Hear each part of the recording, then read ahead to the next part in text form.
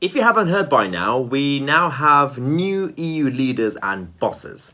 So say goodbye to our favourite booze drinker Juncker and say hello to our new overlords. Now, before we find out more about them, I'd like to say a huge thank you to all of you who voted and supported our new bosses.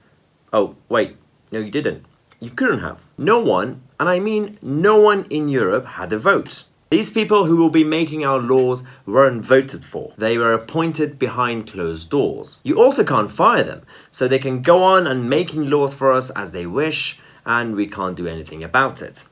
But let's meet them anyway. Our new president of the EU Commission is Ursula Von Der Leyen. She was defense minister in Germany under Angela Merkel. She plagiarized her doctoral thesis at university. She spoke of her desire for a United States of Europe along the lines of federal states like Switzerland, Germany, or the United States of America. She has since claimed that Brexit and the loss of the pragmatism of the British in the EU should propel the bloc towards further integration and has voiced support for the European you-know-what. Lovely woman.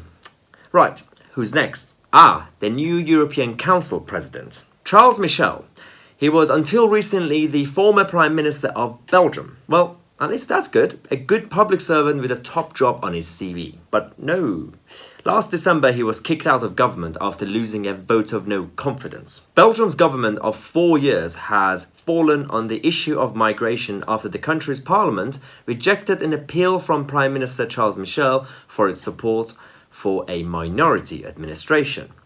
Michel was forced to offer his resignation to the King of Belgium's Philippe after the Socialist Party, with the support from the Greens, proposed a vote of no confidence in his administration. But the funny thing is, even after losing the no confidence vote, he remained interim Prime Minister. You gotta love how democracy works in Belgium. Right, now on to our final EU boss, the new head of the European Central Bank, Christiane Lagarde.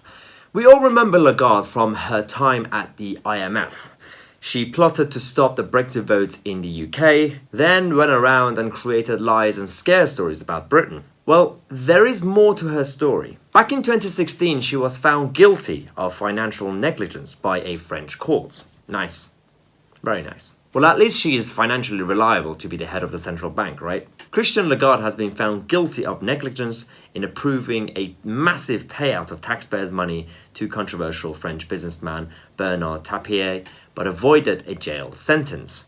A French court convicted the head of the International Monetary Fund and former government minister, who had faced a €15,000 fine and up to a year in prison. But it decided she should not be punished, and that the conviction would not constitute a criminal record. And in case you didn't know, Lagarde was also responsible for undemocratically punishing the Greek people in 2011. During the Greek debt crisis, she was one of the chief punishers of the Greek working class. She publicly backed the punishing austerity measures being enforced on Greece by the IMF and the EU in exchange for bailouts.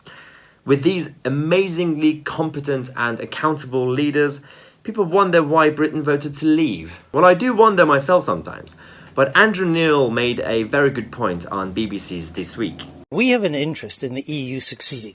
Absolutely. We have an interest in the EU prospering. It's whether we're in or out, it's our biggest market. Indeed. So I still don't understand why you think the EU is now in safer, even better, optimistic hands with a failed German defence minister, a failed Belgian prime minister, a former finance minister found guilty of negligence in a multi-million-pound euro scandal, and a Spanish politician who's been a cheerleader for repression in Catalonia. Why is Europe in good hands with people like that? Well, that is an opinion, and certainly Ursula von der Leyen has been criticised. She's the second most, in the Der Spiegel poll last month, she was the second most unpopular politician in Germany. Her department has been under investigation for corruption scandals and dodgy defence contracts. The Spanish politician, who is now the EU's foreign policy man, was done for insider trading. How can how can Europe's future be safe in these people's hands? Meanwhile, in the European Parliament, that parliament that doesn't actually introduce legislation or has any power, the Liberal Democrat MEPs turned up in a very odd and offensive anti-Brexit dress code. A dress code that's unacceptable in any normal parliament. But guess who everyone kicked off about? The Brexit Party MEPs. Why? Because when the EU national anthem started, yeah, I know, they actually have a national anthem. Don't worry, the EU is definitely not a country. It's just a friendly neighbourhood group. But anyway, when the anthem started, which, by the way, Britain opted out of years ago, the Brexit Party MEPs quietly and politely turned their back away. A peaceful protest that made everyone outraged. But an offensive pro-Remain dress code, well, everyone was fine with that. Also, these Lib Dem Remainers have clearly not given up the fight. For your patience with our government and national parliament, and to ask you to ask your successor to continue that policy of time and patience and understanding, even when it appears our government has no plan. Mr. Bean or Monty Python might have done it better. But Brexit is not inevitable. Opinion is shifting in Britain, otherwise we would not be here. And those of us who support Europe also need Europe's support. Thank you. But we are where we are now, and this is the situation with the European Union.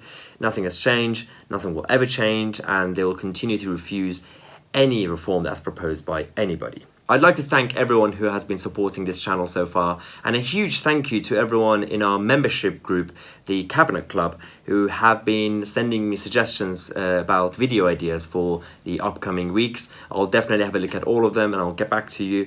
And as usual, don't forget to share these videos, subscribe and click on the notification bell next to it, and I'll see you tomorrow with a new video.